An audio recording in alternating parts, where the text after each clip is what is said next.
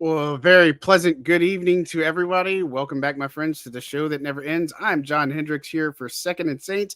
Thank you for tuning in to another episode.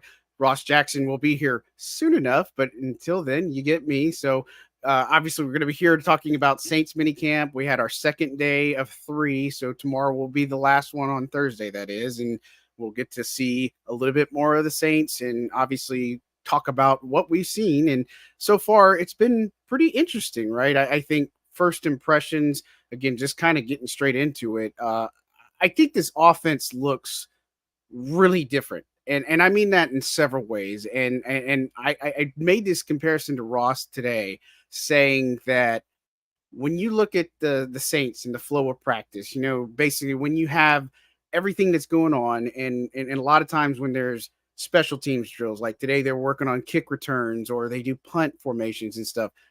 The Saints offense, whether it's the offensive linemen and the quarterbacks, are all working at an opposite end of the field. You got Klint Kubiak there, Andrew Janako, John Benton, the offensive line coach. I feel like this is a big deal, right? I just think that when in my years of covering this team, I really haven't seen that type of stuff happen in the past, and maybe I've just been oblivious. But I think the main takeaway here is Klint Kubiak and his approach has been very intentional. And again, I told you yesterday, don't eat the cheese just yet, but there are reasons to be excited about what the potential of the Saints offense can be, assuming X, Y, Z, and ABC all go together. So we're going to find out soon enough. And again, it's been encouraging to see everything since the start of Saints rookie minicamp, right? I think that's when we got our first taste of it, seeing all things like the motion, the way they attack the middle of the field. We're seeing a lot of outside runs, and it's flips, it's tosses, it's pitches, it's all sorts of the things that you want to see that put your players in the best place to perform. And so that's kind of my first big takeaway from today, and just kind of overall, right? Just seeing everything. And so we're going to see one more day of this. And again, you can probably take some of this with a grain of salt, because look, it's minicamp. There's no pads. There's no contact. You're not really going full speed. And I think some of the things that Dennis Allen said today, look, that's when real football happens. And that's when we're going to find out, there are so many position battles that are up for grabs, and everybody makes about this player versus this player and how's this going to shape out. And we'll get those answers in training camp. We don't get those answers here. And, another caveat to this is players can practice well and then not look so hot in the preseason. And then they can look, bad in training camp. And then they can look really good in preseason action. And so they got to balance that out and such. And we'll get to find out soon enough, right? And so again, thank you guys for tuning in. Ross will be here soon, and so I don't mind holding down the fort. If you guys have questions, be sure to put them in the chat. We will get to them as soon as we can. And obviously, don't forget to like and subscribe. You guys keep coming back. We'll keep doing these shows. So Who Dat Nation is fantastic. We really do appreciate all your support. And so the Saints offense, that was probably my big takeaway. And look, Derek Carr looked great today. There's really no slicing it. And again, I don't want to steal too much thunder, but with Ross not being here, I'm sure we'll circle back at some point. But when you look at the way the drills went today, right? And everybody's going to make something of Spencer Rattler being number 2. And Allen talked about it afterwards. This is going to be a kind of I don't want to say revolving door, but something we should get used to, that Jake Haener will be number 2 some days. Spencer Rattler will be number 2 some days. This is just the first day that we saw it, right? And so we'll see more of that. But I bring up Derek Carr, that he's looked very comfortable in this offense. I mean, it's not just Dennis Allen saying it. This is multiple reporters saying this too. And again, I'm not telling you he's going to have this amazing year or anything like that, but there is reason to be optimistic, because I think this offense caters to Derek in a lot of ways. And so, look, it's going to be really good to see that. But I bring up Derek Carr to point out his, and right on time, here comes Ross Jackson. So we're going to hold that. Don't go just yet. Is in the house. Everybody's probably like, man, John was sweating bullets because Ross wasn't here. Welcome, buddy. How are you? Get your solo. We got to get your solo host game up. Hey, you do it all the time and Locked On. So, hey, I could ramble on about anything and everything and nonsense for at least 20 minutes, maybe. I don't know, something like that. But, man, hope you're doing well tonight. Great, it's man. been Great. Fun day, fun couple of days. I feel the burn. We were talking about players and sunburns today. I was talking to Eric McCoy, and he said, I've got 3 levels of shade on me. Like he's pointing to his arm and then his other arm and then this. And I'm like, I'm in the same boat. It's like my sleeve, my watch tan line, which you guys saw yesterday, and then the normal me. So it's pretty crazy. Look, I was talking before you hopped on. I was mentioning I didn't go too much into Derek Carr. I was just about to, and I was like, hey, hold the phone here. But I was talking about just kind of the practice flow and what I turned to you and said about the Saints offense and kind of what we're picking up on the nuances. Talk a little bit about it, because obviously I'm saying it, but just kind of your impressions, because obviously everybody should value Ross Jackson's opinion as well. Hardly. No, man. I just think like this team looks like it knows who they are on offense, which is light years beyond where they were at this point. So when you look at things like the tempo, the flow, I feel like we see motion now on like every single snap. I would say we could probably count on one hand how many snaps we didn't see motion. But I mean, beyond all that, just how quickly everybody is just kind of picked everything up, understanding where to be and when to be there, staying in tune and staying in line with the quarterback, like all this stuff. You can feel sort of the kind of symbiotic nature of the offense. It's like everybody's seeing the field the same way right now, which I think is pivotal when you're learning a new system, right? But then also like pivotal when you're trying to win games as well. And so I think we're seeing a good mix of that. And I don't want to fully step on you getting the Derek Carr here, but that kind of drive that we saw them put together, I thought was like the pinnacle example of that, right? Everybody kind of understood the assignment, if you will, in that situation, and just was where they needed to be. And so I think that there were a lot of times last year or over the course of the last couple of years where you saw maybe the focal point of a play be where they need to be, but then maybe like the offensive line wasn't, or they got held up because it's not that they didn't want to be there. It's not that they couldn't get there. It's that they were engaged in this block or this attack, that attack, whatever. It just seemed like this time, everything at this point, everything is just kind of free flowing and working the way that it should. It's almost like some floodgates have opened in a way, if that makes sense. Yeah, I hope that gets to the core of what you're looking at. Of course, yeah. No, I think look, when you mentioned symbiotic, that's probably like I think about syncopation, or I'm a music nerd in some aspects, but like the tempo, rhythm, the syncopation, all that stuff. I just see it more. And this is a good question. And we want to get into Carr. I want to get into some of these questions, but Gator brings up a good question. At this point last year, when we were going through minicamp, now mind you, we had Michael Thomas on the field, so that in itself was super exciting to see, because Mike was, bought in, he was there. Did you get a better sense that team was where it was, or do you think they're better off this year than they were last year?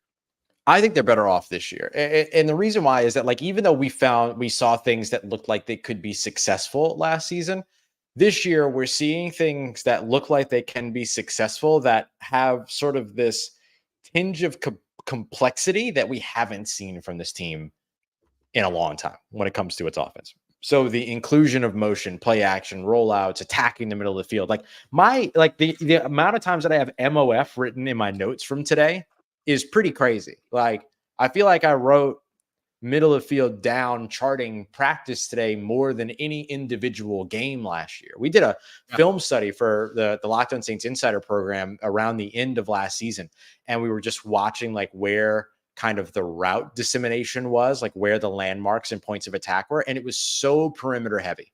There was maybe 1 or 2 routes in the middle of the field. In some cases, other times, middle of the field wasn't even touched. And I don't mean a route ending in the middle of the field. I mean a route crossing the middle of the field, going from one side to the other, which is still technically a perimeter attack, or can still be a perimeter attack. And so I would highlight that too. And so I think that like trying to compare apples to apples, as Gator says here, which I think is the smart thing to do, right? We're not trying to compare what this team is doing in training camp right now or minicamp right now versus what they did in the season last year. We got to see what this looks like.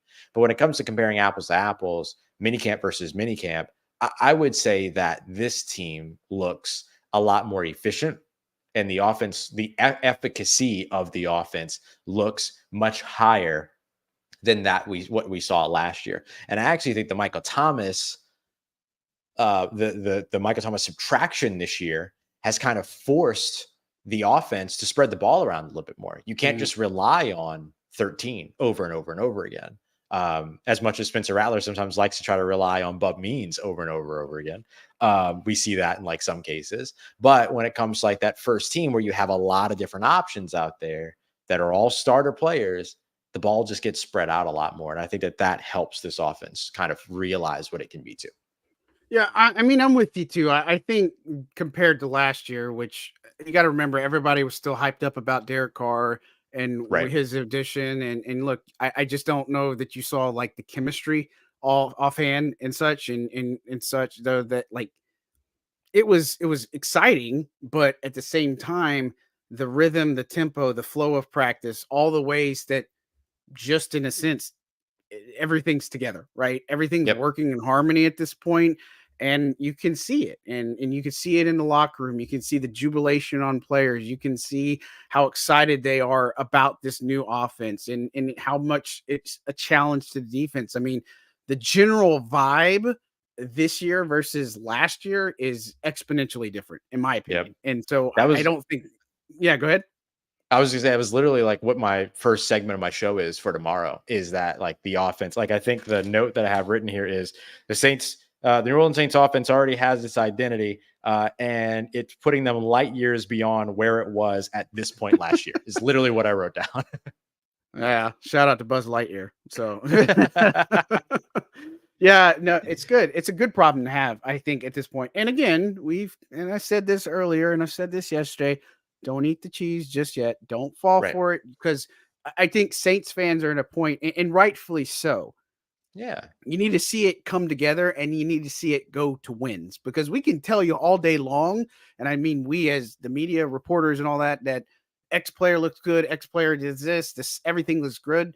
Then they can go to the week one and it just looks like crap, right? Like, and if it was against Carolina, it does. There's a bigger problem. But, again, I think that, like I said last night, we got the question about, where's this team at in the NFC South? And we both said they were second behind the Bucks. And like I was telling them, I don't see anything over 9 wins yet. So I'm not ready to jump on the bandwagon and say, man, this team is just going to be the best. They're going to compete for playoff, Super Bowl, all this stuff.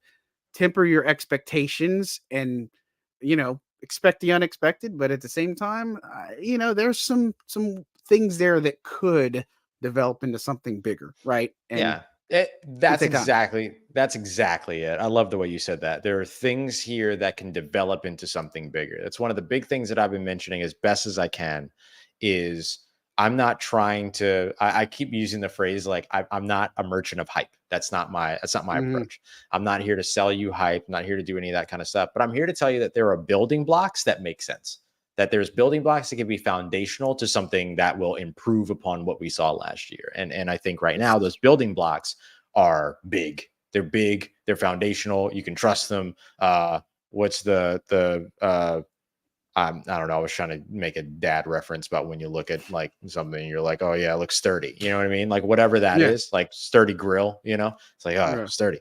Like that's what's out there right now. But they have to continue to build upon that before we're ready to say that they can win a game with it. Right. And as Dennis Allen said, because we'll get into competition battles, we're going to talk plenty about like Spencer Rattler, Jake Haener stuff, which people are just going crazy about. But there's going to be multiple position battles, and you're not going to know until real football happens when the pads come on in training camp. Yep. That's really all you need to know. So we're going to talk and move through it. Grab some questions in the chat so we can get caught up. Let's talk Kool-Aid McKinstry. He was jogging and running and doing individual drills in stretch today. that is all that he did. He didn't do any type Yeah. of teamwork. So he did the stretch. He did some individual drills with Joe Woods and the DBs. And then he worked with Matt Rhea off to the side, just kind of mainly sprints. And look, they're going to be cautious with him. And obviously, with any player that comes from injury, we finally got to see Stanley Morgan again, for the first time, really. I say again, we saw him in the locker room, but he does exist. We can confirm that. But Kool-Aid's out there. And I pointed out yesterday, just in his just basic warming up without a helmet and stuff, that he has really good lateral movement. So he's going to be somebody that they're going to count on at some point. Cause I remember Tyron's comments about him is that at some point this season, they're going to feel really good. But I bring up Kool-Aid because we talked to Joe Woods today, which again, another coach that has phenomenal insight, that especially you get him one-on-one, but he mentioned today that he has at least 4 starting corners on this team, right? And I would assume that he's talking about Kool-Aid as number 4 because Alante, which not trying to jump all over the place, but he's dealing with a minor oblique injury. He's not going to be there on Thursday, but he should be good to go for training camp. But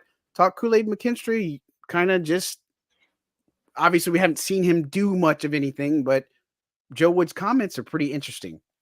Yeah, I mean, Joe Wood's kind of confirming the thing that we talked about I think it was like during OTAs or whatever, that like, hey, having 4 potential starting cornerbacks is a good thing. He had it in Cleveland, named off a few of the guys that he had that included like Greg Newsome and Greedy Williams and others. And then he had it last year as well. If you add in Isaac Yiadom to the trio of Marshall Lattimore, Paulson Adebo, Alante Taylor this year, you lost Isaac Yiadom in free agency, but you bring in Kool-Aid McKinstry, who was kind of, considered the top cornerback on a lot of people's boards in this year's draft. And so, yeah, I think you bring him in.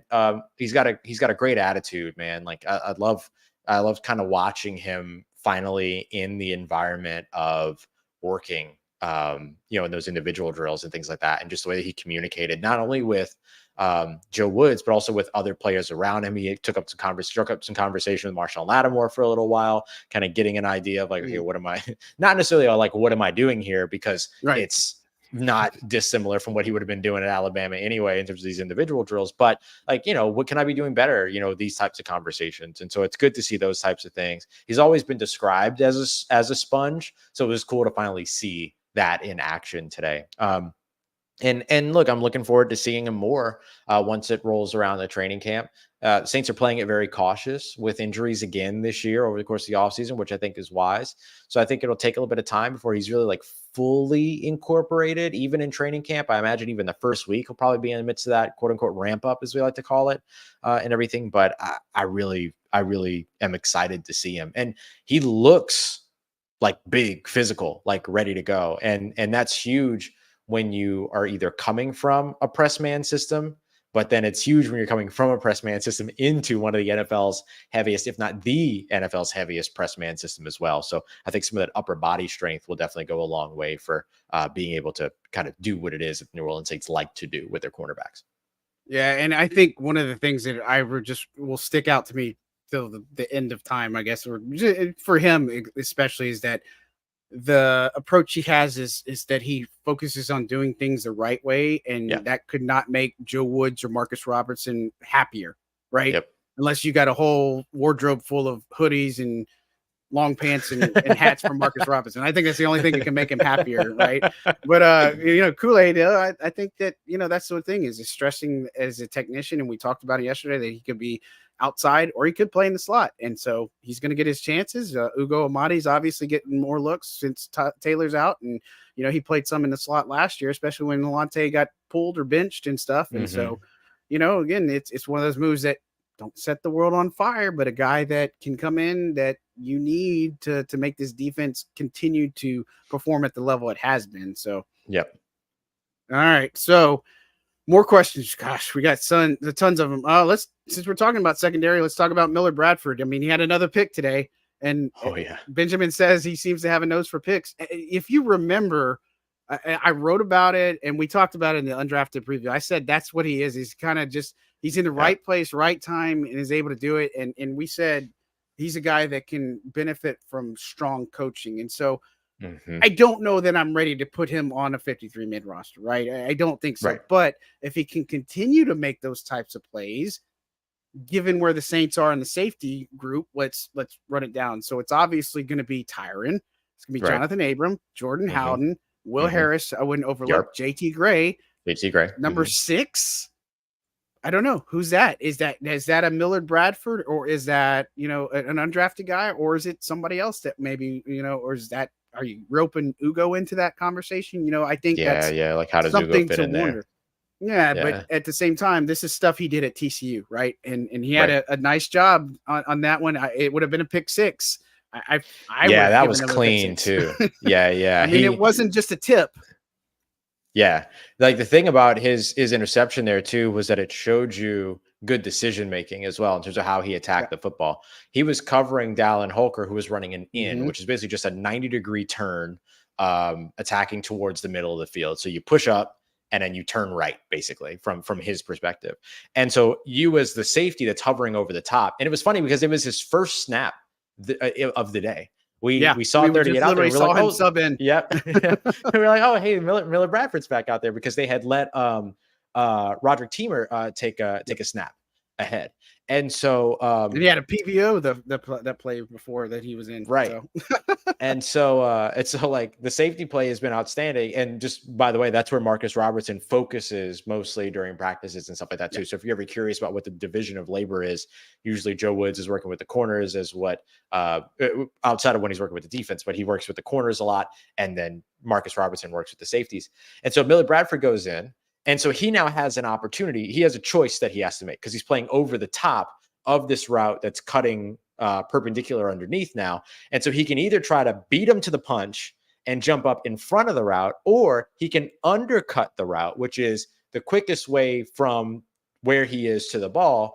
But you have to take the right angle because you're also giving up your over the top protection. So if you don't get to that football, Holker's gone. Like that's a catch and he's gone. And man, when he cut underneath and just extended out and then grabbed what I believe is his 4th interception of camp. He had a 2 interception day a while back. And I believe there was an interception before that too, but I can't remember if it was an interception or just a really nice pass breakup.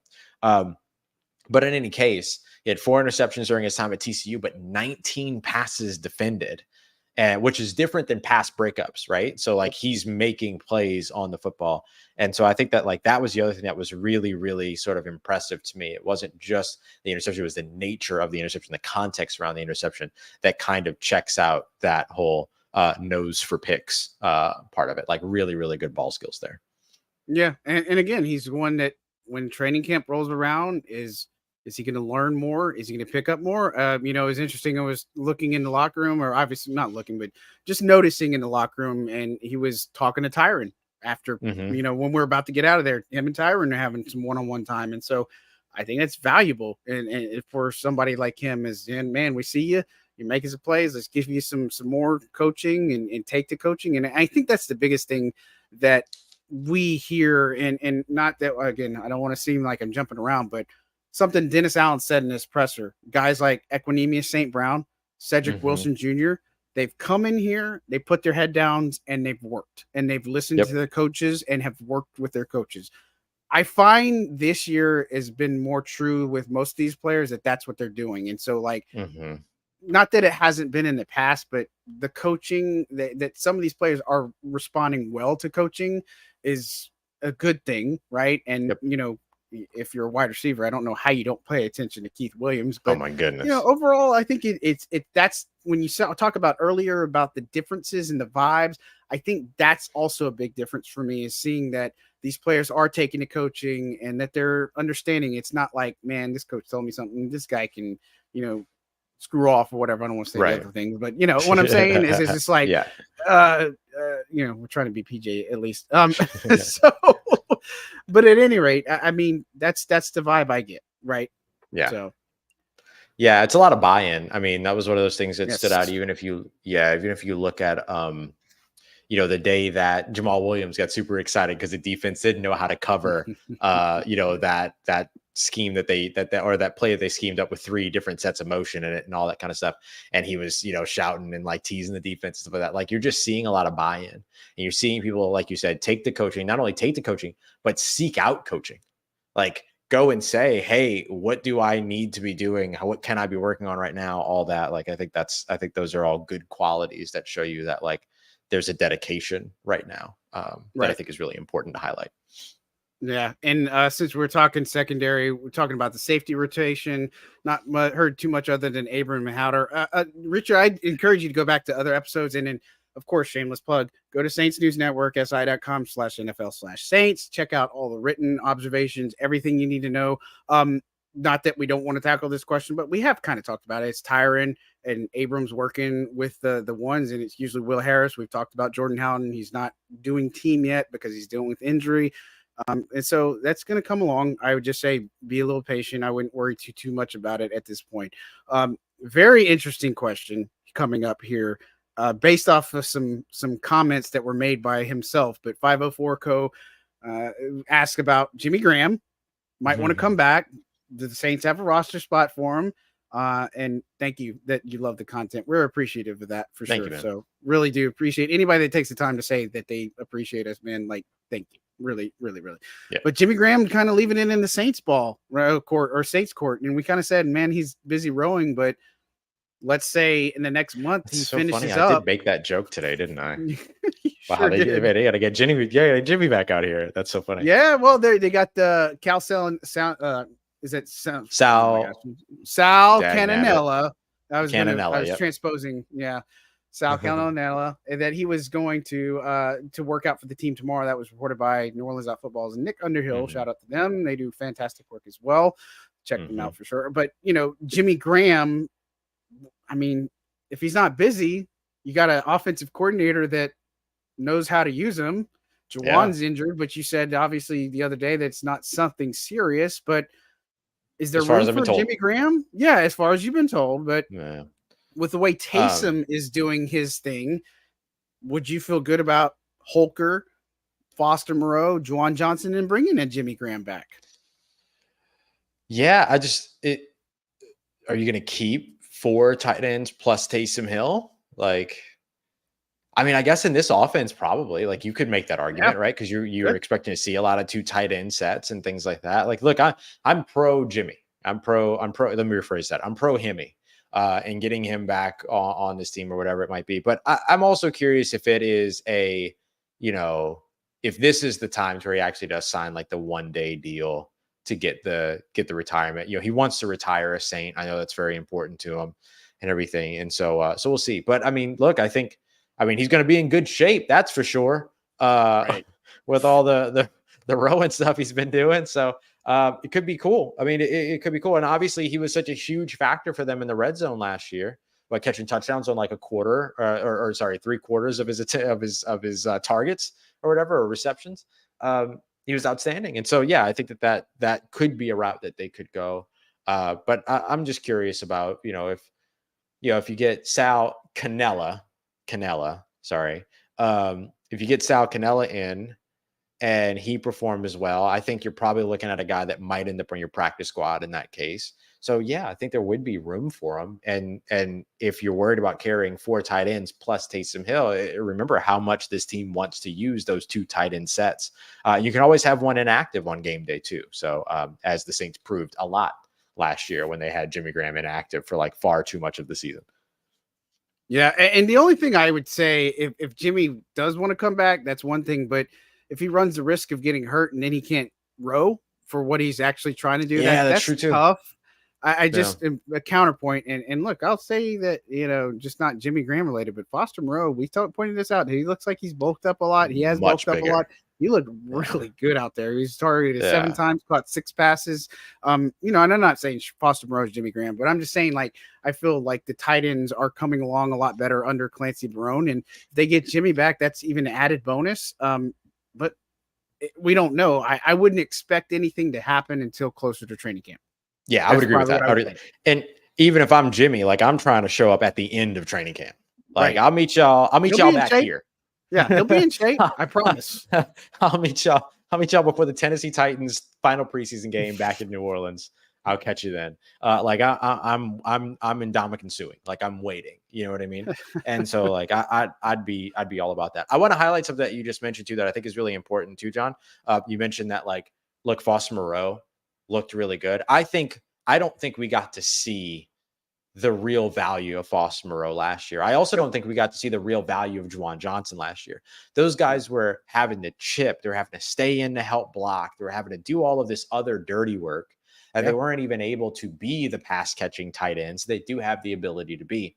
And so I also think that there is something to highlight here, that both of those guys, plus what you might be able to get from Holker, plus what you're going to get from Taysom Hill, should have much, much bigger impacts this year, assuming that the offensive line isn't dealing with injuries right off the bat and isn't struggling right off the bat to where they're having to stay back and block and all that. Because otherwise they're going to be on the field a ton, which should open up a lot of opportunities for them to show you the real value, which I don't believe we got to see last year.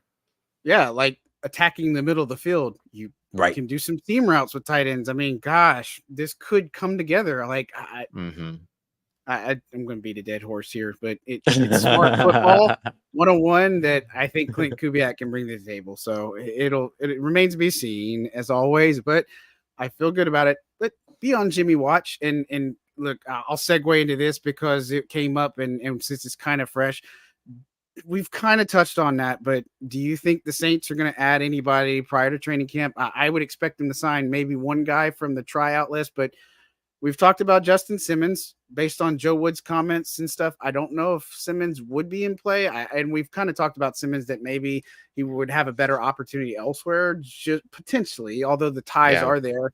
Hunter Renfrow, I don't know if the team maybe needs him unless they just say, well, we don't really think Cedric Wilson in the slot's going to be the ideal guy. Let's go with Hunter Renfrow, right? But at this point, which I don't think Cedric Wilson's given him any reason to believe that. Nope, looking good out there, looking strong. Him and Equinemius St. Brown, and so those are two big names. We kind of had some ideas, and we even said this on past shows. Again, shameless plug. Don't forget to like, subscribe. Go back to our previous episodes. We timestamp all the chapters so you can go directly to the episode and hear us talk about which free agent we would have preferred. And at that time, it was Justin Simmons, right? And so I think he would bring an element to this defense in the back end that just would put the icing on the cake. But if you do something like that, a guy like Millard Bradford doesn't make the roster, right? I just don't see that. Like you're pushing a guy like Will Harris down, which I think Will Harris can play football a good bit, and JT Gray, he's more of a special teams guy, but you're bumping, you're sacrificing some things, right? And that might mean a Jordan Howden doesn't play as much, or a Jonathan Abram. And so the upside for Justin Simmons is incredible, right? I think in this defense, immediate fit, he knows the people. The ties are there. It would make all the sense in the world, but are they going to go that route? Yeah, I would say that it would be logical if they did. It would be logical if they didn't. I could make the argument either way for why either one makes sense. Some of it is salary cap related. Some of it is opportunity related. And some of it is just kind of is there room for you in the room? You know what I mean? And that's more the Hunter Renfrow thing than it is a Justin Simmons thing, because I think you make room for Justin Simmons. You know what I mean? You find room for Justin Simmons if that's the route you decide to go. And so I could make the argument either way. I think out of those two, if I had to pick between one of those two, I'd pick Simmons to add to this defense because I think that, I just think that the defense is still the backbone of this team, and its secondary is the backbone of that defense. And we've seen the takeaway capabilities are still there for this team after the way that they boosted that last year. The takeaway mentality that Joe Woods and Marcus Robertson have brought to the secondary has been outstanding. Now you also have playmaking at your second level with guys like Willie Gay, Pete Werner developing further. He looked really good yesterday or on Tuesday, all that. And so there's a lot of those pieces that I think could help you contribute there. But I think that adding more to the defense makes sense. Adding Hunter Renfrow to the offense could be good because you're getting another one of those Carr connections in there, somebody else that he's comfortable with. But I mean, I like what we've seen from Cedric Wilson so far, and I don't know that you're going to see much different from Hunter Renfrow. You might actually see less from Hunter Renfrow, but Cedric Wilson's also big and can block and can contribute in a lot of different ways. And so I kind of value that. In a way that I think could be really helpful. It's nice to see them with kind of a slot weapon for the first time in a while. Yeah, I agree there. And again, we could be wrong, but I think based off of how things go, Simmons would be the guy I add. I know we were on the Dalton Reisner train for a while, but I think based off of late conversation. Obviously, he signed with Minnesota, but they feel really good about Oli Udoh potentially being your left guard, maybe if it's not Nick Saldiveri. Yeah, that was interesting. Which was, and we'll talk about Saldiveri because we got some questions there on him too here soon. But again, they're going to make some moves. It's just a question of what it is, and I think this is a team that if they feel like they need that one piece to put them over the edge potentially, then I think they go for it. But yeah, I'm not sure. Who do you cut? That's the other part is right. Who do you get rid of it in that aspect, and who's going to be the odd man out? Right. And look, there might be some reason that you have to go and get one of these guys throughout a training camp. Like, I'm not trying to put any bad voodoo in the air and stuff like that, but like sometimes situation leads you to going out there and signing players like this. And so that could be a situation that takes place too. It's where you have to, you need another player, and those guys could be good options at that point. Yep, for sure. All right, let's talk quarterbacks because we got some interesting ones. Mr. Davis talks about convince me Jake Haener isn't going to be the starter at some point, and asks about what it would take to overtake Carr. Please stop. Another Derek Carr's contract expires and Jake Haener's still on the roster. Like that. That's right, exactly. Yeah, and then Benjamin asked about Carr as the number one. If they might have special packages for Rattler since he's pretty mobile, or they use Taysom Hill in this situations. I guess let's talk about quarterbacks first. Let's talk about Derek Carr. Let's talk about his day. And let's specifically go there because I teased everybody at the beginning of this show, but let's talk about what he did at the end of the practice, which honestly, I think in all fairness ended practice because it was done so well, right? Like I was waiting to see Jake Haener and Spencer Rattler come in and do the situation, but I'm like, not seen enough. And so paint the picture for those who didn't read the recap or haven't heard. 1:30 on the clock. Saints offense is trailing 28-23. So they're having to score a touchdown in this situation. Carr goes 5 for 5. His first pass is to Alvin Kamara, a screen pass. Let's go. Be still my heart. I'm coming, Elizabeth. You know what I'm saying? Like a successful screen to Alvin Kamara. And then he follows that up with 3 straight targets to Taysom Hill that keep the chains moving. Then on the touchdown, he hits Alvin Kamara on a wheel route, which I don't know how Carl Granderson ended up being the one that's accounting for Alvin Kamara, but about a 25-yard touchdown, puts him ahead. Blitzing gets you in trouble. I guess, that's just what happens. And then they hit the 2-pointer with Rashid Shaheed. That was a good one. And again, no pads, no all that stuff, but he looked good. He looked comfortable. He used the players that weren't used last year. You know what I'm saying? Yeah, in the right way. I got to tell you that drive for me was exactly what everybody needed to see. And it's a shame that not everybody could see that, but that's what we needed to see. Yeah. It was like the big box check for like, all right, they're ready for training camp. You know what I mean? Like it was that kind of thing. And especially like too, having seen Marshall Lattimore make a big play after seeing Millard Bradford make a big play. Like we saw the defense punch and now we watch the offense punch back, and it's like, okay, yeah, they're ready for camp. Like that's the way that I would look at it. Yeah, I mentioned earlier when we were talking about kind of like the flow of practice and everything about like the team's offense just looked, there was a lot more togetherness, it looked like today, in terms of everybody being where they needed to be. That screen pass was a perfect example. John, I don't think that screen pass wasn't a touchdown. I think it might have been.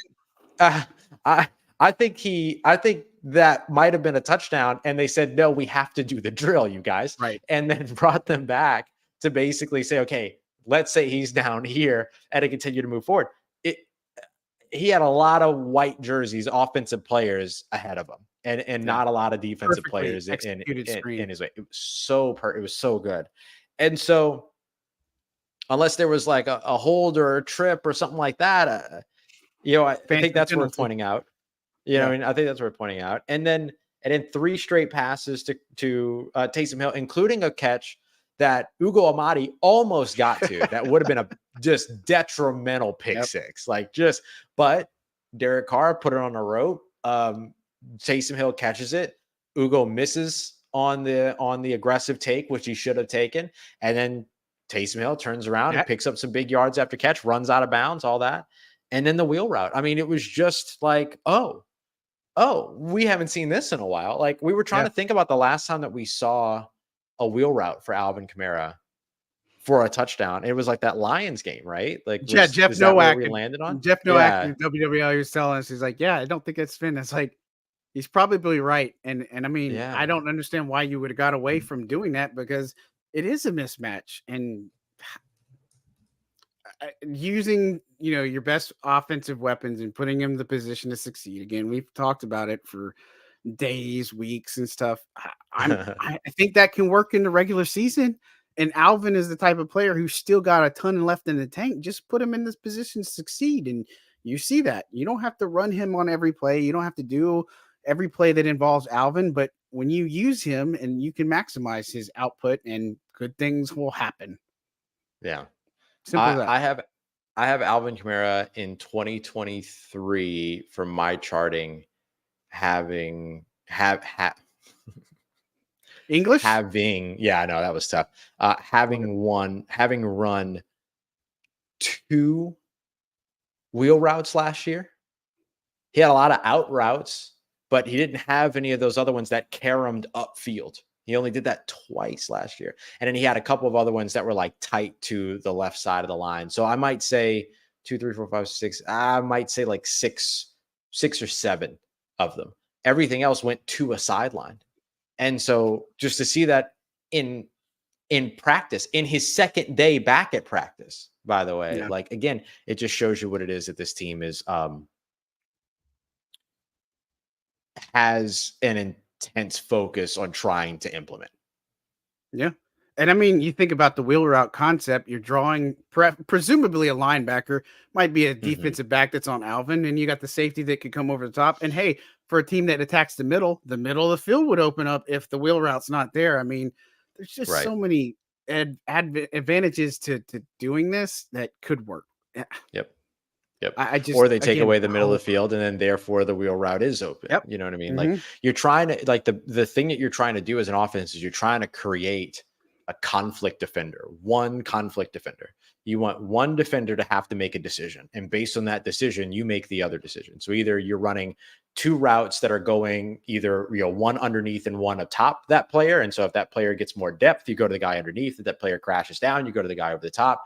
Or you're trying to make them make a choice between moving laterally. You want one on one side of him, one on the other side of him. If he goes to the inside, you take the route on the outside. If he goes to the outside, you take the route on the inside.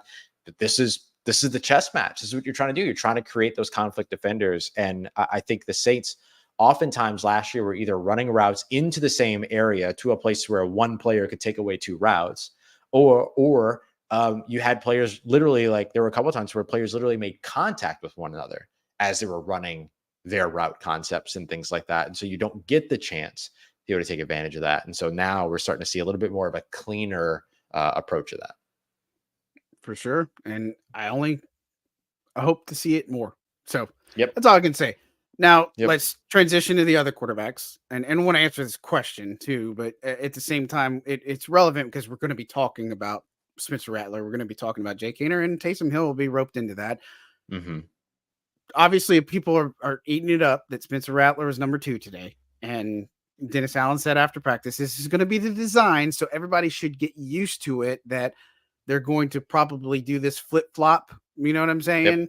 It's almost, I don't say it's reminiscent, but it's almost reminiscent when Andy Dalton was starting and then it was Jameis Winston starting. And they were just kind of doing that carousel, except you're just doing it with the second quarterback. And so, look, Rattler had the pick to Marshawn Lattimore. It was a little bit of a high throw, and he was targeting Bub Means of all people. But, Marshawn made an excellent play on the ball, right? And then as far as Haener, Millard Bradford made an excellent read on the ball. But, you look at both of these guys and their day. Again, what would you make of Haener's day? What would you make of Rattler's day? And then, what do you think about this rotation? Yeah, I would say that both of them had ups and downs today. I would say maybe Rattler was 5 Rattler's 5 day was sevens, like, I would say Rattler's day was probably better overall, but it's a thin margin. I think like the way that I look at both of these guys, that both of them are doing a really, really good job fighting for their positioning on this roster, and they're both doing good things. I think I have, a beautiful pass from, there was a gorgeous pass by Jake Haener to Dallin Holker crossing the middle of the field, had to get Had to get it in between like two players, one over the top, one underneath. There were good plays and good passes from Spencer Rattler as well. I mean, like you're going to have ups and downs for both of these guys. And so I would say that it looks like a really, really good quarterback two battle. And that's what it is. I still consider right now Haener in the lead. Absolutely. I know Haener threw an interception, but Rattler threw an interception too. And that's, you kind of came out even today between these two guys. But I would still look at Haener in the lead, both from the seniority purpose. And then of course, from the just simple, he has had the more consistent camp thus far.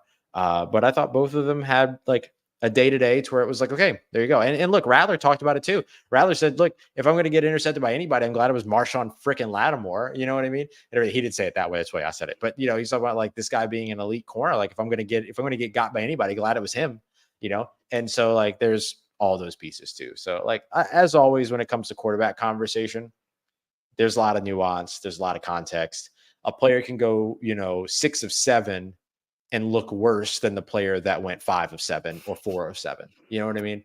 It doesn't, that the numbers don't tell the entire story. And I think for both of these guys, they just kind of had like a day of display is what I would call it. And those displays were of varying success rates. Yeah. What was it last year against the Bucks? Kamara had like 14 catches for 35 yards or something. Yes, exactly. Oh, that was rough. Struggle bus for sure. And again, hopefully that this year we don't see that kind of garbage, right? It's actually going to be efficient. And if Alvin had 14 catches, it could be ridiculous production off of it this year with this offense. At least, I mean, if you got 14 catches, you should have at least 100 yards. Like that's fair. Right. I think I would say that that's fair. Yeah. And look, to answer the question, to be fair, I was asking about if there'd be special packages for Rattler since he's mobile or they use Taysom in this situations. I don't think you would put him out there just for that sake, right? I think it could work with Jameis like it had been before, but I don't think you would even put Jake Haener out there. I think it's Taysom Hill, and we've talked about that too, that, we talked about his role last night, just that maybe it's not just in traditional QB powers that he's going to get tosses. He's going to get a lot of runs out of the backfield now. And so we even talked about the running back share that not necessarily is going to take from anybody, but he was already taking from that plate. It's just going to look different, right? And so I'd encourage you to go back and check Tuesday's episode because we talked about this a little bit, but I don't see Rattler being on there. And as far as mobility, look, Jake Haener's mobile too, right? I wouldn't take it away. And I just don't see either of those quarterbacks being in a situation where it's like, okay, they run the ball because Taysom's a bowling ball and he can take it. I don't want to see Rattler or Haener go do something like Taysom does and then they're on IR for the rest of the year because of a hit. It just doesn't. Yeah, just doesn't sound smart. I would say I like the enthusiasm, but just no. Yeah, I would say that Rattler and Haener have the mobility and athleticism necessary, much like Carr, actually, to extend plays.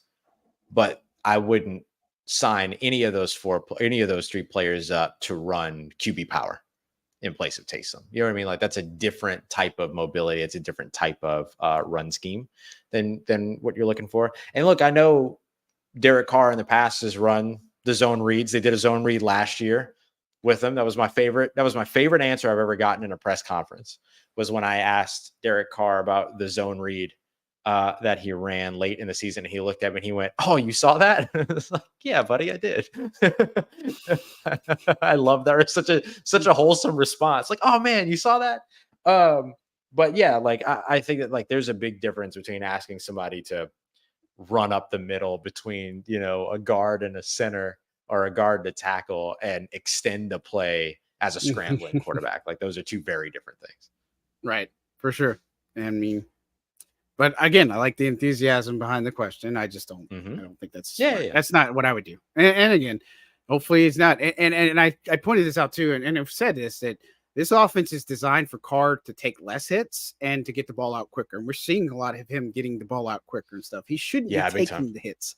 So that's not the goal, right? That's what we're supposed to see in this offense. So and then hopefully he can go full 17 games. I know people are going to feel a certain way about that, but if he's plays like the Derek Carr did down the stretch, then this Saints offense is going to win. And that brings up a pretty good segue here that if the Saints rank 9th in scoring in 2023, what do you predict them to be in 2024 if they're supposed to be better in the new system? What's the defense? Yeah, yeah. I mean, I don't know. I don't know what we're looking at. And so if they rank ninth in scoring, I mean, you got to look at too. Some of that was, I'm not saying they're playing from behind. I don't want to sit here and say, well, the number doesn't mean much, because case in point, Joe Woods even talked about this today. There were 10th ranked pass defense, but he hated how they played against explosive plays. They said they gave up too many explosive plays, and that wasn't good enough for this team, right? So it's like, yeah, they were ninth in scoring, but you look back and peel back some of the layers. I mean, they blew out New England.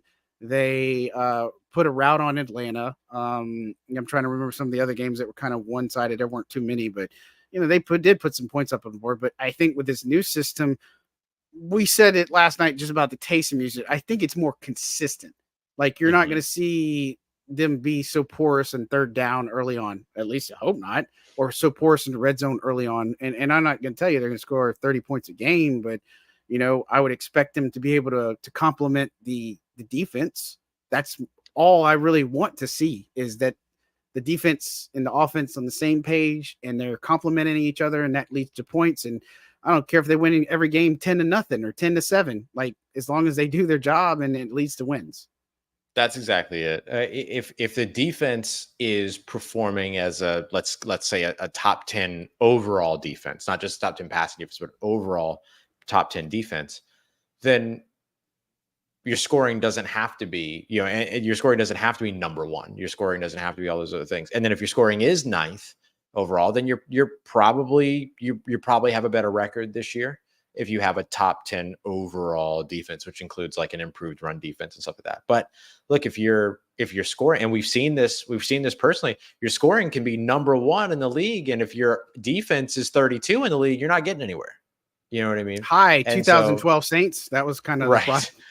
Yeah, and so like there's those things, and look, I don't think the New Orleans Saints defense in 2024 is going to be 32nd overall in the league. No. Like, there's just no way. But I think that there's just a lot of those things you have to look at too. And so I would say that, like, if they have a top 10 scoring offense and a top 10 scoring defense, and the context of that scoring offense is not fighting from behind, then I think you're probably a better team this year. And that's kind of what Dennis Allen kind of alluded to that today too. When he said that he liked the fact that they scored points, that they were a top 10 scoring offense, but they needed to do a better job of scoring points early in games as opposed to in the second half. And so I think that becomes like a big piece that you're looking at, hopefully seeing them get better in. For sure. All right. Next question on here. I sound like Sean Payton. Next question. Next question. Thanks for putting them in the chat. I mean, again, like I said, we talk about minicamp without talking about minicamp in a lot of ways, but we definitely want to be here for the fans. This is kind of a related question. It says, Will asks, is this the best Saints cornerback room ever by the team? And then bonus question by Trizzy is, can the Saints afford to bring Paulson Adebo back after this season? Yes. I mean, yes, they can. I think it would be the smart move. I'd love to see it be done before they play week one, honestly, because I mean, I think Paulson got a bad rap. I mean, he did, going into camp, but going into this season, and I know me and you were, people were like, Paulson's going to be fine. He looks good. He looks fine. And lo and behold, he balled out this year. And so I think he should do it again this year. And the big question is, how do you pay him? Do you pay him as a top corner, top 10 corner, top 15? Like, where is the market value for somebody like Paulson Adebo? And look, with a bought-in Marshawn Lattimore and Adebo playing at a high level, I mean, and adding Kool-Aid McKinstry, and then didn't even talk about it, but Joe Woods' comments on Alontae Taylor. He said, I could have done a better job coaching him last year. And he was also talking about that he's picking it up a lot faster this year, a lot more this year. And also going into the nuances of what's different in playing in the slot, about the coverages and your run defense, right? And so, again, it sounds like Alontae is going to be better in the slot for sure, but I think this is one of the better Saints corner units that they've had in a long time. I mean, you go back in some of the tandems that they've had in the depth. I mean, Marshawn with Eli Janoris Apple Jenkins or something, and Janoris Jenkins, and then I think the other one was Jabari Greer and Tracy Porter. I think that was probably the best tandem for a long time. Keenan Lewis, Delvin Breaux for a little bit, somewhat. But yeah, they had man, some I strong, think this is a strong talent. names. I think that this is a talented corner group, and again, I think it's the strongest position on the team. Yeah, I think you look at it. I think safety is pretty strong too, but corner, yeah, if they get everything aligned, I mean, we made a lot about losing guys like Lonnie Johnson in the secondary, and Isaac Adam, but I feel good about where they're at. So yeah, I think they can afford to bring back Paulson, and I think this is one of the best corner groups of recent years for sure. Easily. Yeah, we've seen over the course of the past few years. They did it with Carl Granderson. They did it with Demario Davis. They did it with Marshawn Lattimore. It's where like the season starts and then they get contracts done with these guys in the first like 3 weeks or so, contract extensions. And so I wouldn't be surprised if that ends up being the route for Paulson Adebo. I don't know. I'll have to ask. I'll have to maybe next time we talk to Mickey or something like that, I'll have to ask like, what is it about that range of that time that makes it so achievable to get a contract done, because it seems to have worked for them. And everything, or if it just happenstance, it might just be happenstance. Right. But yeah, I think that like that might be the time frame that I look at for a Paulson Adebo extension if they get it done this offseason. And the thing about it too is that like you get an extension done and you keep the first year of the extension low for next year, and then like you have all the flexibility that you need towards the back half of the contract or the back end of the contract and stuff like that. So I wouldn't be surprised to see them build it out that way. Yeah, I think it shows that the team cared about what they've done for the organization, because they've done this with other guys. And I mean, I think it speaks volumes with what their contributions are, and that they believe in the player and that they don't want them to get to the market. You know what I mean? Like, let's take care of it now so we don't have to worry about this later, because we want to keep you here. And I think that would be the goal. So I think that could be something that happens, but again, we'll see. And Mickey's always doing all those things behind the scenes. So you just never know with this team. Let's talk Nick Saldiveri, because Richard asked about the opinion of his interview. He seems confident. We've talked about Nick Saldiveri. And then also, let me put this comment up. MKC Papa is over in the UK tuning into us, man. Yeah. 1:30 in the UK, and you're tuning into us. And he saw his interviews. He said, I would have run through a puddle for him on bourbon. Hopefully not barefoot, but how's he look barefoot or with open toe shoes, man? Like, yeah, at least keep them tootsies covered. Right. Look, I mean, we've talked about Saldiveri. I told you guys that he's bulked up considerably. He is confident. He had the shoulder issue that he was dealing with all last year. He had surgery. He's much better. I joked with him. I was like, so what is your diet and stuff? He's like, prime meat, like, just talking about USDA choice. That's what I'm eating. You know what I mean? And so he beefed up considerably. He's playing around 330. And so again, it's a thing where he's given a shot. And we kind of mentioned this last night when we were talking about Jeff Ireland, the Senior Bowl, and that their vision was for him to compete for a starting role. But let's talk about that and the fact that Saldiveri, but also Dennis Allen's comments about Oli Udoh, who has been in a Klint Kubiak offense, and Andrew Janoko was coaching him too. Yep, absolutely. I think that like you're going to see some competition there. I mean, we kind of saw it a little bit early. Nick Saldiveri and Shane Lemieux were kind of rotating at one point and everything. And I think that like we'll probably see, just like we saw with Spencer Rattler moving up into the second team today. I wouldn't be surprised if maybe we get another look at Shane Lemieux with the first team at some point during training camp, and then eventually Oli Udoh moving into that opportunity as well. He played on the interior in Minnesota. A lot of the folks that I know and that I spoke to in Minnesota about him felt that when he played on the interior, he was kind of playing out of position. It wasn't very comfortable for him, and that he would have been better off playing at tackle, which was his natural position over at Elon University. So I'll be interested to see if like that holds true in this version of the offense. But Klint Kubiak's offense that he ran in Minnesota does not look like the offense that is being implemented here in New Orleans. There's pieces of it, but it was a very like cold, kind of Stefanski like, we do, prime steakhouse menu. We do 6 things really well. So we just do those 6 things over and over again and just try to put them in the right order, which is like an effective approach at offense. I'm not trying to talk down to that. That is an effective approach to offense as well. Cleveland Browns just did extremely well with it last year and got to the playoffs with a backup quarterback that they had to pull off the street in Flacco. Joe Flacco. And so they flew him coach, man. You know what I mean? So like it's just that sometimes those things work. And so there were elements of that in Klint Kubiak's first appearance as an OC in Minnesota.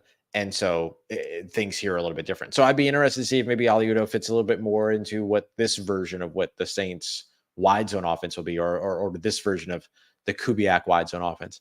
But I still think Saldiveri, like it's Saldiveri's job to lose, I would say, and everything, because he's just in the right position. Like he's just at the right spot for it. And he has the right amount of talent, athleticism, all these other things. He's a good fit. He's just a good fit for what it is that they're asking for. I mean, could you imagine just playing Fantasyland right now?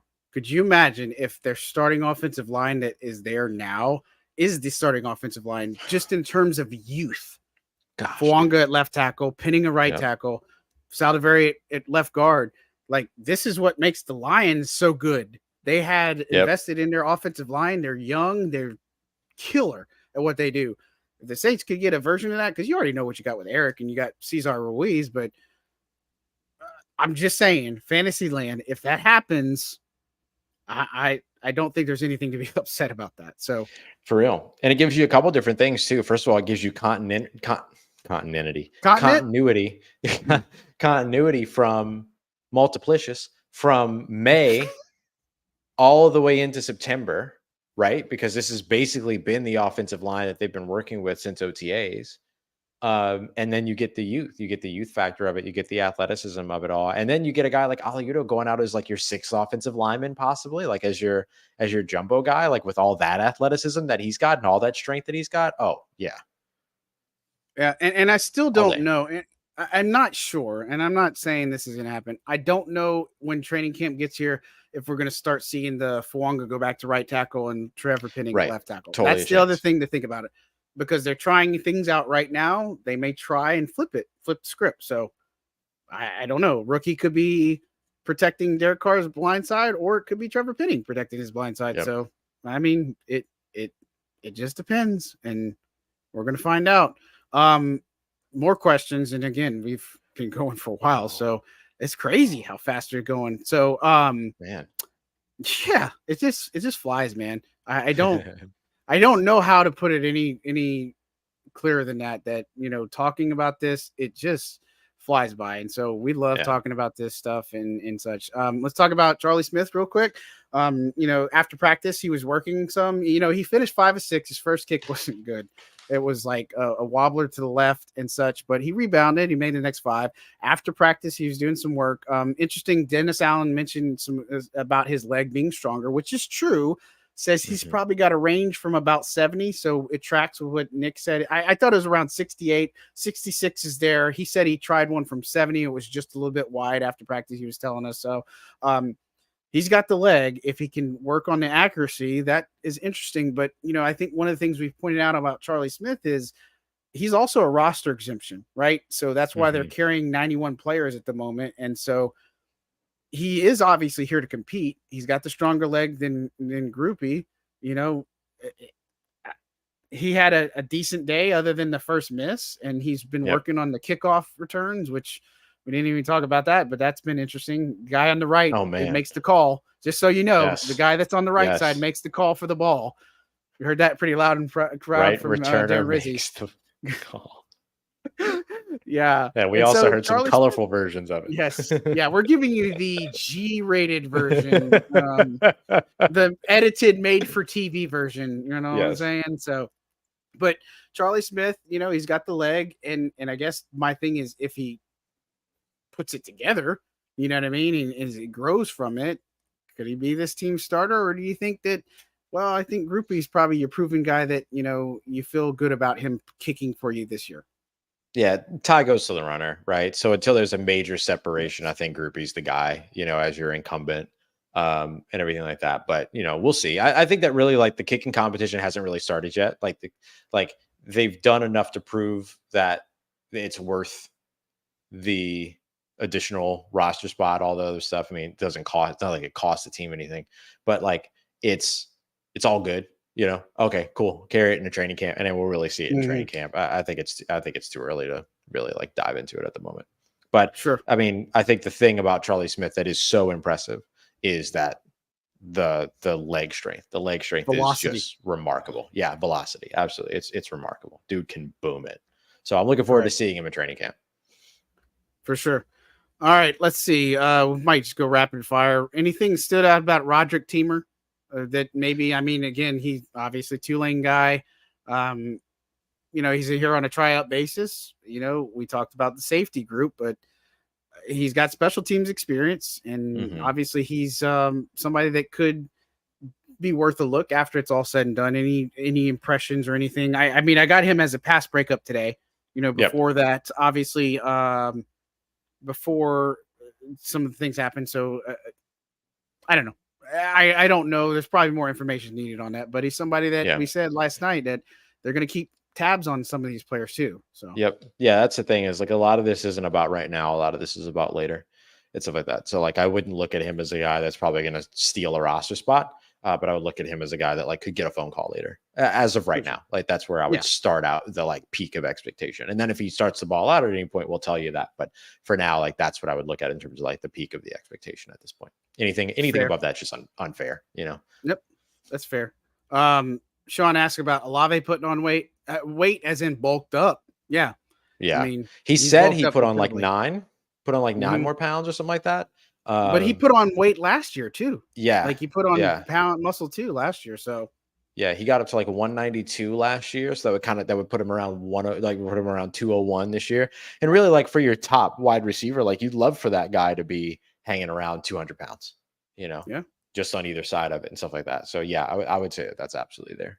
Yeah, still net red non-contact jersey today. I expect him to be in it tomorrow, but they're just being cautious with him, so no big deal. But yeah, he has put on some muscle, if you will. Trizzy asked about can any of the UDFA D-line make the roster? I've given my favorites. I like Kyler Ball. I don't know if he can make the roster. We talked about him yesterday. Trajan Jeffcoat could make things interesting, I think. Yeah. He was flashed last week at OTAs and still flashed yesterday too. Yep, had another nice moment today.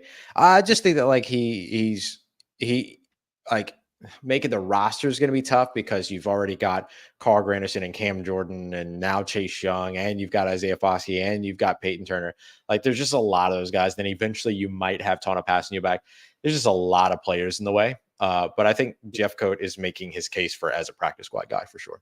Right. I think a lot of these guys are right. Like, I think when you look at the interior defensive line, I like I said, if you're holding me right now, I think that you're looking at maybe Vickers being your practice squad guy and then Christian Boyd making it. You know what I mean? Because, Vickers has the vested experience and stuff. And so you go with Shepard, Brzee, Saunders, and then obviously Christian Boyd. So I think that could be how that shapes out. But, Vickers can play. I think so. It just depends on how things work out. But in the edge, no Tano, it opens up a little bit, but new special teams rule could also change the landscape there too. So keep that in mind. Yep. We just got some news here on Juwan Johnson from Nick, by the way. Okay, cool. What you got? Suffered a lower leg injury and is expected to miss a good amount of time per sources. That's why I kept saying that's what I've been told, but we'll see. Everything like that. I'm curious about what a good amount of time entails, though, with so much time in between now and training camp. Right. That's a bummer. And so maybe it makes sense now for a tight end. And now maybe you bring Jimmy back, I guess. Maybe there's that opening for Jimmy. We'll see. So maybe it's nothing serious, but again, we'll see. Yeah. We'll see. And it could just be a part of the cautious sort of nature that they've been like going with the ramp up too. So so we'll see. We'll ask about it tomorrow. Sure. More rapid fire. Does Penning look like he's just in the right side? I mean, I think he's fine right now. I don't know if there's anything that you say, man, he looks great, because you're not really judging much. We said, he wasn't on the ground as much yesterday. And so if he can stay upright and do the things and be in position, then he can do some things. So I'll be fine with that. Sarah Toby asked, Jordan Mims and Kendre Miller in a legitimate battle for RB3, possible RB4. I mean, we've talked about Jordan Mims. I think he's somebody that, like I said, keep an eye on, that he's learning more and more, and he has some upside as a special teams guy. I don't know if he's going to unseat Kendre Miller, because I think Yeah, Kendre I don't Miller think is the going to have a battle's more between them. defined. Yeah, I don't think so. I don't think so at all. But I think he's somebody to keep tabs on. That Mm-hmm. maybe they keep a fourth running back because of the way special teams go. But I don't know if I'd say there's a big thing. Yep. You know what I mean? Will says he called Marshall Faulk light for Alvin. And do you think they could use Alvin and Taysom similar to Roger Craig and Tom Rathman, the 49ers? Man, that's throwback. Woo! Remember Ricky Waters and Tom Rathman too. Right. Woody Rathman, man, he was a big thing. And so Roger Craig's a good comparison. I liked Roger Craig a lot. He could do the running, the receiving. He did a lot of the things for San Francisco's offense. I mean, yeah. I think if you equivalate Hill's role to a use check role, then that could bode well for him. But I like the thought process. I think Hill Mm-hmm. might be a little bit more talented Rathman, but you're also talking about two separate areas of football. So Roger Yeah. Craig was in a kind of a league of his own back then too. So Yep. let's see. All right. Saints fan asked about how Kyle Sheets looked and appreciate the reporting. No problem, Saints fan 123. We really do appreciate it. Haven't talked too much about Kyle Sheets. I think he's making some catches, he's doing some things in drills, but nothing that stood out, right? That's my thing. Did you notice anything different with Sheets? He's working on the kick teams, cover teams, and all that too. Gunners. Yeah.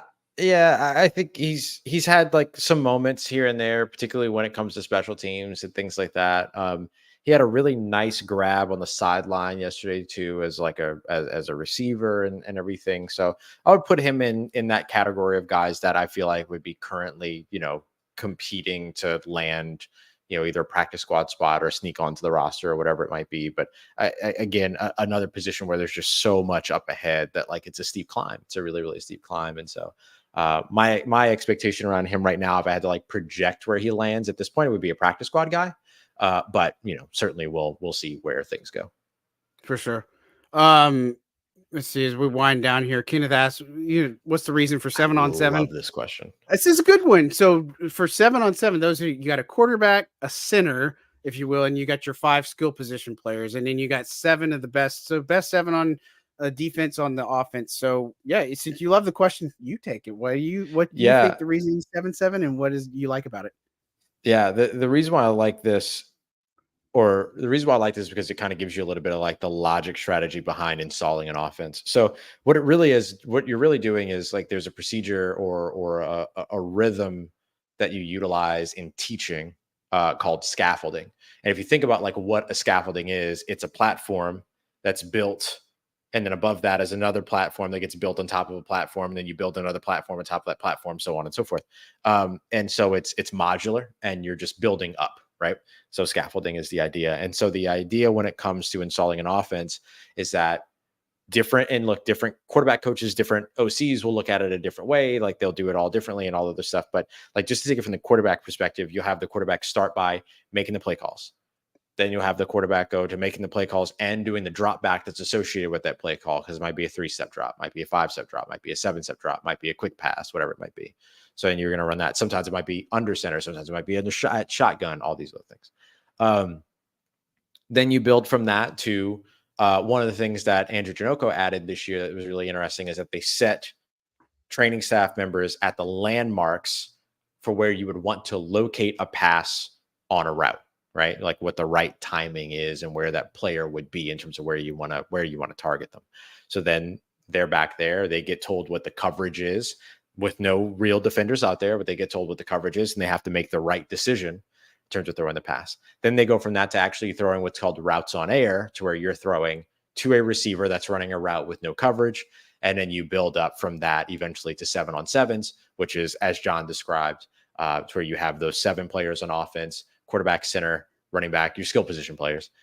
Then you typically have like your coverage players and a pair of linebackers, typically just without a defensive line. And then you end up running the plays that you just did the play calling for, that you just did the dropbacks for, that you just did the landmark spot throws for, that you just did the routes on air for. And then you run those plays in 7-on-7s, so that then the next step is to add the defensive line, the offensive line, and then you're into team drills. And so it's just a scaffolding process. I think Dan Quinn calls it crawl, walk, run. And that's basically, it's a part of that process.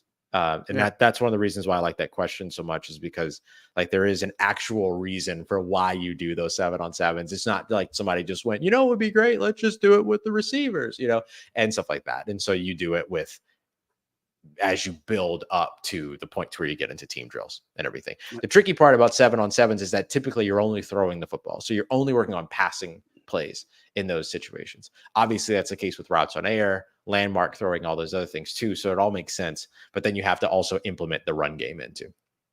Nice. We'll love it. We'll learn you something sometimes. So Ross Jackson providing the knowledge. All right, we'll get this last question and we'll get out of here because, man, I just can't believe the time's just flying like that. It's talking about, in an emergency, could Taysom kick or punt? I don't know if I don't know who that guy is. I know he's had the experience kicking in football, but I don't know who would punt the ball if something happened to Lou Headley. I don't know. I don't know. Yeah, Remains to be seen, I guess. They put put somebody there. Yeah, Taysom was a kicker at Highland High. Mm-hmm. And then I don't think that I can't find it. I was trying to see if I could find his kicking stats from high school. I mean, it would break but the internet if Taysom was going to kick an extra point or a field goal or anything like that. It just would. I mean, it just would. Yeah, I'll have to dig a little bit deeper to see if maybe I could find like his kicking stats and stuff like that. But yeah. But yeah, they definitely, because one of the things that we were joking around about the other day was the idea that like, hey, with Darren Rizzi, like, hey, would you put Taysom Hill at kicker because he can also tackle? He can also be a special teams coverage guy for you and stuff like that. And so like that was a fun situation there. But yeah, I think it was Luke Johnson that asked that question. Right. But I'm sure he could. Darren Rizzi mentioned also he's the backup on every position on the roster. So there you go. Back up everything, he said. Yes, for sure. The answer is yes. Man, well, time is flying here, and we are going to end things now and such. I mean, we'll be back tomorrow. So, if you missed us, we'll be here tomorrow. And so, again, don't forget to like and subscribe. Check out all the great work Unlocked On that Ross is doing. He's working tirelessly. I mean, I don't know many people that work every single day to cover this team. Ross is one of those people. And so, thanks, I mean, he just works hard. And so we'll be here again. If you haven't seen the notes and observations from practice, go to Saints News Network, si.com/NFL/Saints, part of the Sports Illustrated family. And guys, that's going to do it. We appreciate all the support you give us. We'll be back again tomorrow and we'll talk plenty of Saints football, and then no football until training camp. That's going to be a bummer.